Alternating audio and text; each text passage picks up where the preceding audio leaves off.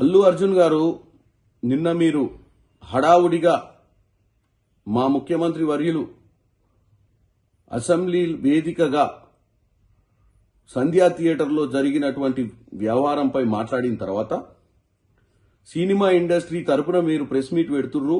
ఎందుకంటే మీరు అందులో కీలకమైన వ్యక్తిగా మీ సినిమాకు మీరు వెళ్ళినప్పుడు అక్కడ ఒక నిండు ప్రాణము ఈరోజు ఆ కుటుంబంలో మరో వ్యక్తి సీరియస్గా ఉన్న విషయాన్ని గుర్తు చేస్తూ నిన్న అసెంబ్లీలో మాట్లాడిన దానికి మీరు ప్రెస్ మీట్ పెడితే మేమందరం ఏమనుకున్నామంటే మీరు ప్రెస్ మీట్ పెట్టి ముఖ్యమంత్రి గారు చెప్పింది వాస్తవము, రానున్న రోజుల్లో మేమంతా బాధ్యతగా వ్యవహరిస్తాము, తప్పిదం జరిగింది, తప్పిదం వల్ల ప్రాణాలు కోల్పోయినాయని చెప్పి ఒక మంచి సందేశాన్ని, ఒక సినిమా రియల్ హీరోగా సందేశాన్ని పంపిస్తారనుకున్నాం తప్ప మీరు నిన్న ప్రెస్ మీట్ లో మీరు ఒక నోట్ రాసుకొని వచ్చి మీరు ఒక రియల్ హీరోగా కాకుండా ఒక సినిమా హీరోగానే మీరు వ్యవహారం చేసినట్టుగా కనపడుతుంది.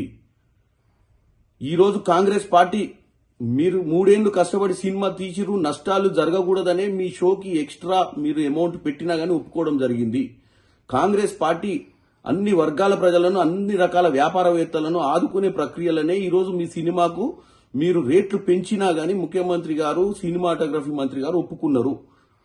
కానీ ముఖ్యమంత్రి గారు ఏం చెప్పారు, రానున్న రోజులలో ఇట్లాంటి ప్రీమియర్ షోస్ వేసినప్పుడు బాధ్యతగా ఉండాలి, ఇలాంటి జరగకుండా చూసుకోవాల్సిన అవసరం ఉంది, లేదా నేనున్నన్ని రోజులు ఇలాంటి వాటికి పర్మిషన్ ఇయ్యనని కూడా చెప్పిండు.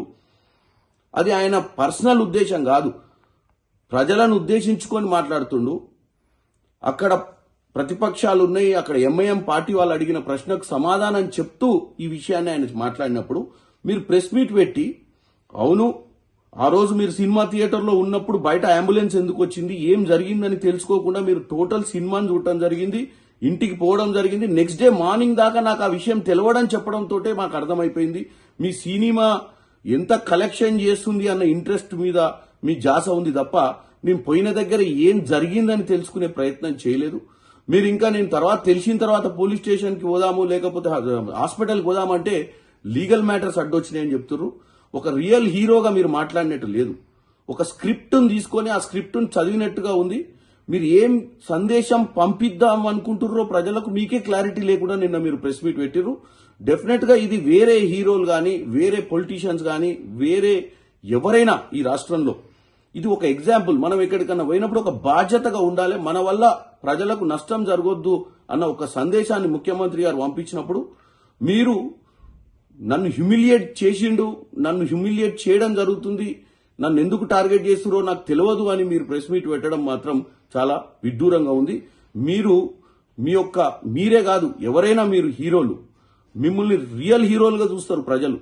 వాళ్ళు ఆ 3 గంటల సినిమాను మీరు చూసినప్పుడు వాళ్ళు మీలో ఒక మంచి హీరోని చూస్తారు. మీరు బయట కూడా అలానే వ్యవహారం చేయాలని కోరుకుంటున్నాను.